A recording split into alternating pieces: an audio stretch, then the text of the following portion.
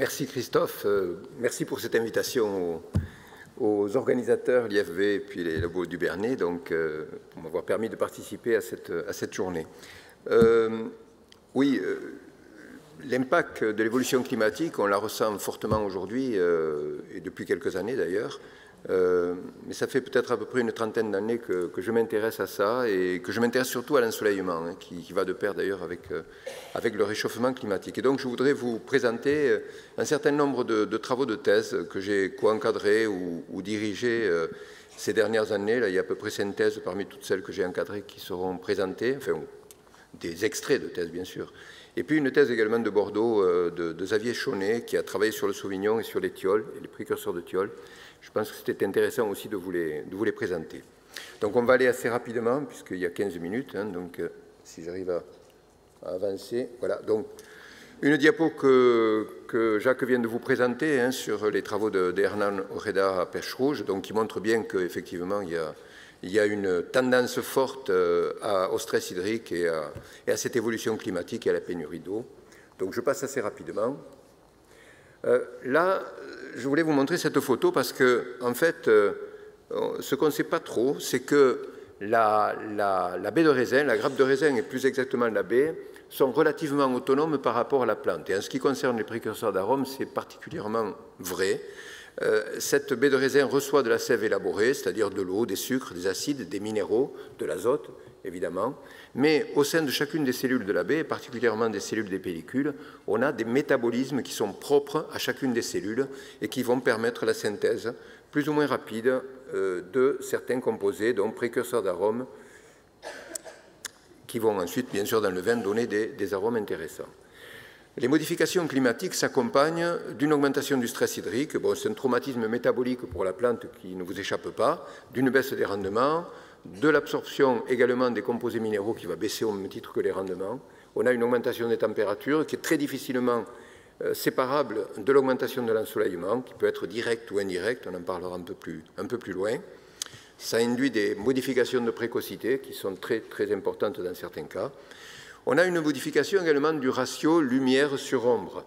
Et ce ratio lumière sur ombre, qui est en partie lié à la défoliation, va jouer un rôle également sur la synthèse des précurseurs d'arômes qu'on trouve dans les raisins. Et enfin, une modification de l'environnement coloré des baies.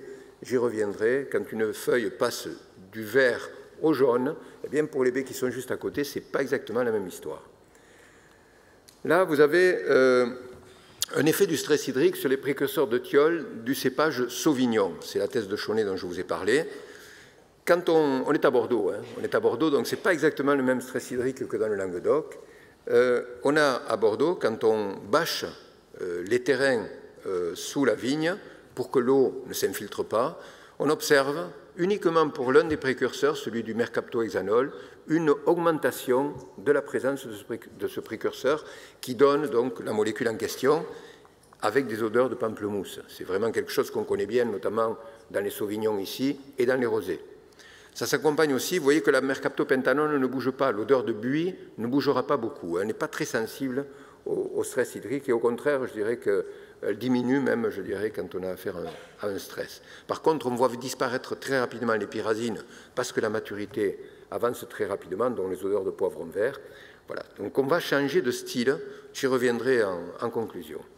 Un effet du stress hydrique également sur les glycosides de grenache noire à Tavel, ça c'est un travail qui fait suite à d'autres travaux que j'avais initiés d'ailleurs avec Christophe Rioux à l'époque où il était dans les Côtes-du-Rhône. On voit que le stress hydrique s'accompagne souvent d'une augmentation des composés aromatiques et de leurs précurseurs, ici en l'occurrence les composés terpéniques avec leurs odeurs, belles odeurs de rose ou de fruits, mais également les norisoprénoïdes qui ont des odeurs de fruits exotiques, de violettes, mais enfin aussi d'autres arômes sur lesquels on va revenir. Ces norisoprénoïdes, avec leurs précurseurs, les caroténoïdes, sont sensibles à la lumière et donc les fortes défoliations induisent une augmentation de ces composés. Effet du stress hydrique également sur les glucosides de composés terpéniques et norisoprénoïdes dans la syrah. Tout à l'heure, c'était dans le grenache. Et là, dans la syrah, on voit que, comme l'a dit tout à l'heure Jacques Rousseau, c'est l'irrigation post-véraison qui peut être importante, puisque là, entre le régime sec que vous avez en rouge, l'irrigation pré-véraison que vous avez en vert et l'absence totale, et l'irrigation totale que vous avez en bleu, on voit que l'irrigation pré-véraison se comporte comme le stress hydrique, c'est-à-dire comme l'absence d'irrigation, et c'est là qu'on a les teneurs en terpènes et en composés non isoprinoïdes les plus importantes par rapport à une irrigation totale qui va jusqu'à la récolte ou presque. Effet du rendement sur la teneur en glycosides du muscat petit grain. Alors ça, c'est quelque chose qui est important aussi parce que bon, le stress hydrique, ça induit des rendements plus faibles. Et on voit que là, c'est pour ça que je vous parlais tout à l'heure de l'autonomie de la baie de raisin par rapport à la synthèse des composés aromatiques. On voit que là, seuls les composés terpéniques du muscat, qu'on connaît très bien dans le muscat, varient avec la baisse du rendement. On a coupé carrément des grappes ou des demi-grappes sur les rameaux. Et là, je me suis posé cette question, pourquoi les terpènes et pas les autres? Eh bien, les terpènes sont très sensibles à la maturation. Et donc, quand on tombe des grappes, la maturité va plus vite et on synthétise beaucoup plus rapidement les composés terpéniques. J'avance. Le cas de la rotondone, on va être très rapide avec la rotondone. C'est les Australiens qui l'ont trouvée dans la syrah. Elle donne l'odeur de poivre noir. Cette molécule, qui est connue maintenant depuis une dizaine d'années à peu près, on ne la trouve pas chez nous. On l'a dosée dans le Languedoc, dans les syrahs du Languedoc, dans les syrahs des Côtes-du-Rhône. Pas de rotondone. Il semble que ce soit, comme l'ont dit certains auteurs, les millésimes frais qui soient favorables. Et en ce qui concerne la variété d'Uras, on voit que le stress hydrique est défavorable à la présence de cette molécule. Donc on peut considérer que le climat méditerranéen serait trop contraignant pour permettre l'accumulation de la rotondone dans les cépages comme la syrah et le grenache sur lesquels on a essayé de la doser. Stress hydrique sur le diméthylsulfure. Alors le diméthylsulfure, c'est une molécule qui est vachement sympa, qui a des odeurs de truffe, qui a des odeurs d'olive noire, de tapenade, etc. Mais en plus, c'est un exhausteur d'arômes fruités. Donc, avoir du diméthylsulfure dans nos vins, aussi bien blancs que rouges, est quelque chose d'intéressant, et notamment au vieillissement où cette molécule se développe. On a vu que le stress hydrique, ici, développait le diméthylsulfure et son précurseur, donc, qui est la S-méthylméthionine en grande partie, à peu près à 60-70%. Et on s'est posé la question de voir pourquoi, ici, l'irrigation pré-véraison semblait donner des teneurs en diméthylsulfure aussi importantes que la non-irrigation, c'est-à-dire donc l'absence d'eau.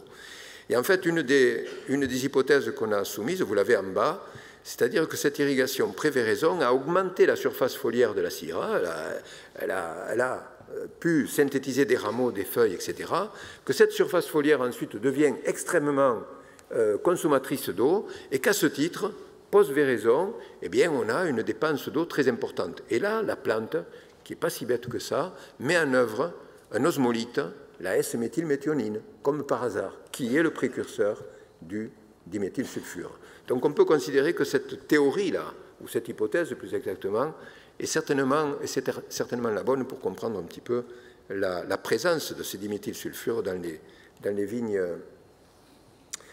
stressées. Quelque chose qui ne vous a peut-être pas échappé, enfin en tout cas si parmi vous il y a des gens du Rhône Sud, c'est des essais qu'on avait fait ensemble avec Christophe à l'époque. Et vous voyez que sur les 3 millésimes qu'on avait étudiés, malheureusement on est tombé sur le millésime 2002, à Châteauneuf-du-Pape, il faisait du rosé en 2002. Et puis le millésime 2003, on a perdu beaucoup d'anciens en 2003 à cause de la sécheresse et de la canicule. Eh bien, vous voyez que le millésime et donc le climat, bien sûr, influent sur un certain nombre de composés et parmi eux, le sulfure de diméthyle dont je viens de parler. Toujours le sulfure de diméthyle avec 2 de mes anciens thésards, Laurent Dagan et Rémi Schneider, où on voit ici que les teneurs en précurseurs de DMS sont plus élevées quand le stress hydrique est plus faible après véraison. Donc là, on peut aller vers le stress hydrique, certes, ça augmente le DMS, mais il ne faut pas qu'il soit trop violent, auquel cas ça devient négatif. Et puis, certainement, c'est en lien avec l'assimilation de l'azote, parce que ce diméthylsulfure, on a vu, ça provient de la méthylméthionine, mais ça provient aussi de la méthionine, donc un acide aminé. Et un acide aminé, s'il n'y a pas d'azote, eh bien, la plante ne peut pas le synthétiser. Même chose ici avec un autre travail beaucoup plus récent de mes thésards. La fertilisation azotée, eh bien, on voit que quand on regarde la transformation du précurseur de sulfure de diméthyle en sulfure de diméthyle dans le vin, on voit que la fertilisation azotée contribue à une meilleure présence de ce composé aromatique intéressant, comme je vous l'ai dit. Et cette fertilisation azotée, c'est une fertilisation foliaire. Alors là, il faudra faire attention de ne pas confondre la fertilisation foliaire et la fertilisation au niveau du sol, qui intervient beaucoup plus tôt. Encore un élément là, concernant les précurseurs de thiol, je reviens sur la thèse de Chaunet, où on voit que, là aussi, la présence d'azote dans les sols induit bien sûr une présence bien plus importante de thiol, qui aussi proviennent de précurseurs acides aminés ou peptides, comme le glutathion ou la cystéine. Mais également, on voit que le glutathion lui-même et la cystéine sont développés à ce niveau-là. Le glutathion est un antioxydant, il faut quand même le savoir aussi, et c'est important.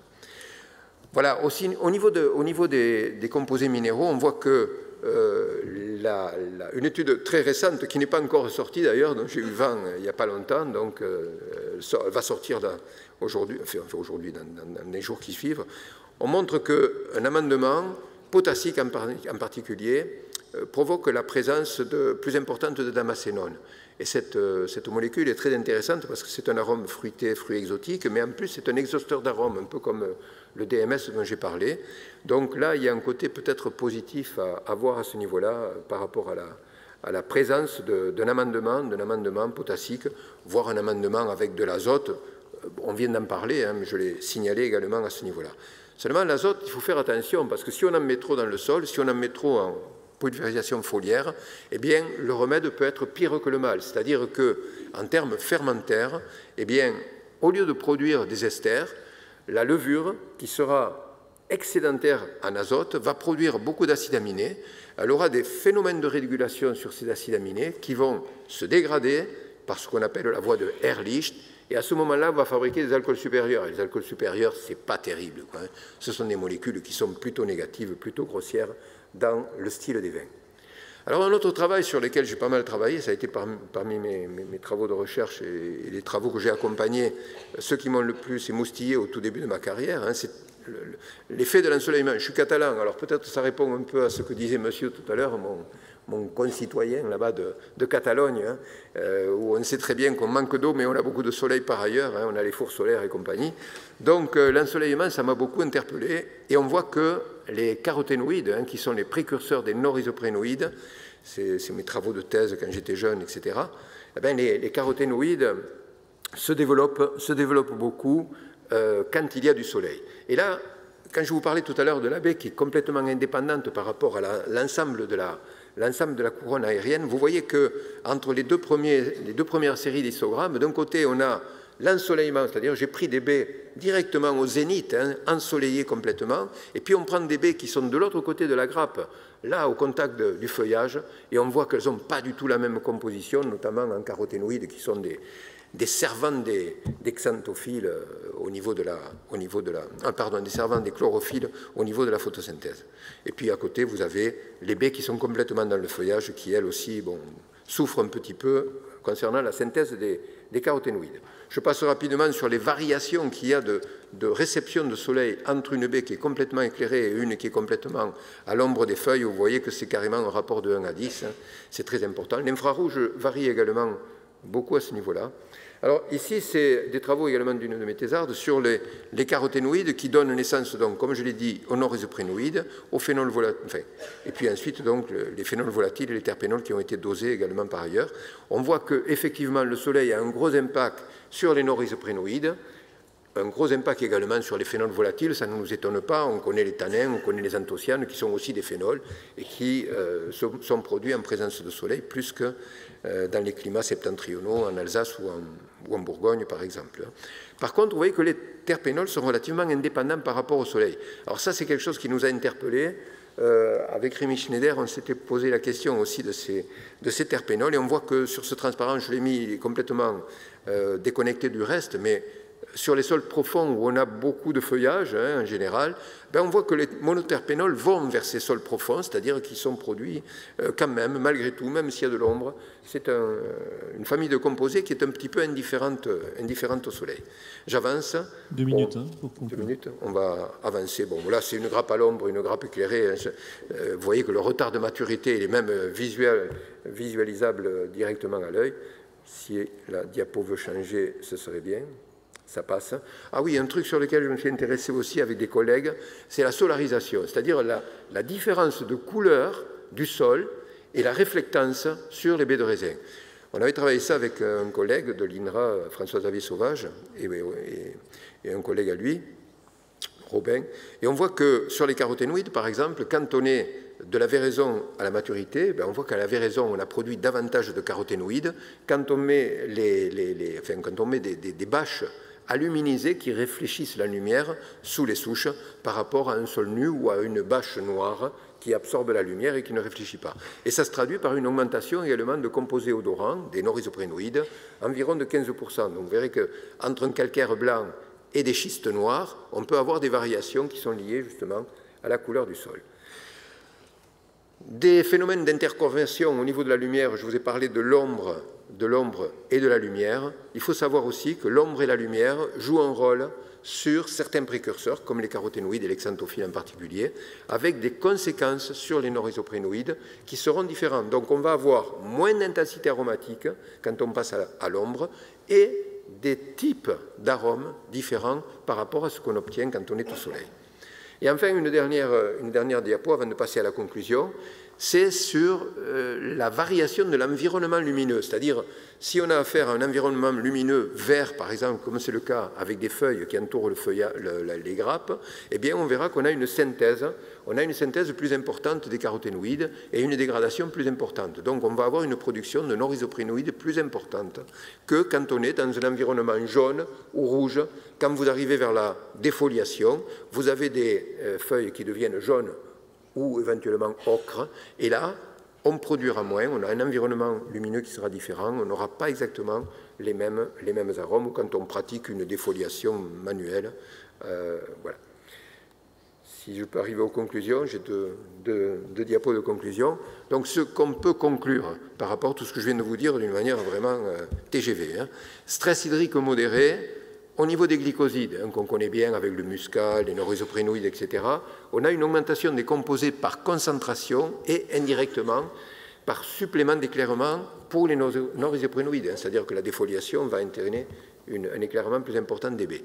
En ce qui concerne les thiols, intérêt pour les précurseurs de 3-mercaptohexanol, donc pour tous ces arômes, disons, pamplemousse, qui sont quand même intéressants. Par contre, ça, c'est valable si on a un stress modéré. Si on a un stress violent, on perdra également le mercaptohexanol.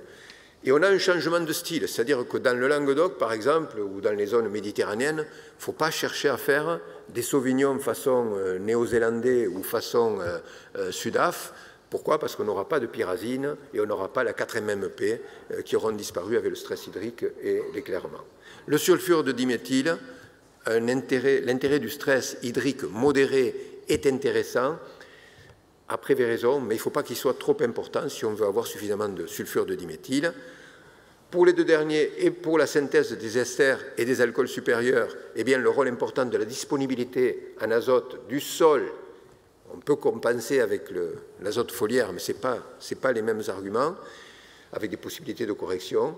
Attention aux stress trop sévères qui empêcheront la plante d'absorber de l'azote. Attention également aux amendements trop importants en azote qui vont... voilà. Dernière diapo. Ensoleillement et température, favorable pour les non-isoprénoïdes et les phénols volatiles. S'il est trop important, il peut devenir néfaste. On a des arômes plus grossiers, une dérive vers des notes confiturées, de garrigue, balsamique, voire pétrolées. C'est pour ça que les Australiens, quand ils font du Riesling, au bout d'un an, leur Riesling pétrole, ce qui n'est pas le cas en Alsace, où il faut attendre 5 ans, 6 ans, etc. C'est lié aux non-isoprénoïdes en particulier. Et puis attention aussi aux modifications de longueur d'onde qui éclairent les plantes, l'ombre-lumière, les longueurs d'onde différentes également. Les terpénols, comme on l'a dit, sont plutôt indifférents, voire sensibles s'il y a trop de lumière. C'est pour ça que je dis toujours à mes collègues producteurs de muscat, c'est intéressant pour les muscats d'avoir une feuille qui se balade devant la grappe. C'est un peu comme Madame, mais enfin, c'est différent quand même. Excusez-moi. Le Chili, ils ont compris ça depuis très longtemps. Ça nous a... Le Chili a compris ça depuis très longtemps.